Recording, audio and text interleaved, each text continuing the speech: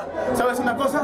Yo estoy de acuerdo. Si va a ser lucha donde todo se vale, la hacemos. Pero es un Martinete descarado, lastimando a mi compañero, a mi pareja, a mi amigo de toda la vida.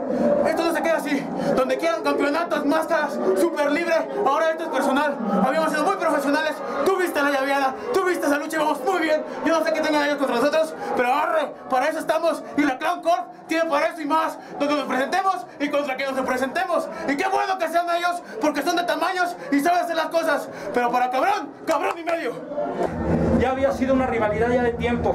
Nos hemos enfrentado contra los payasos donde nos hemos parado. No nada más aquí en la Arena San Juan, sino en varias partes de la República Mexicana. ¿Y sabes qué? Aquí no concluye esto. Los campeonatos son de nosotros, pero vamos por sus máscaras. No, espérate. Payasitos. Tenemos varias cuentas pendientes en Guadalajara. Vamos a exponerlo en contra de Huracán Ramírez y Máscara Sagrada.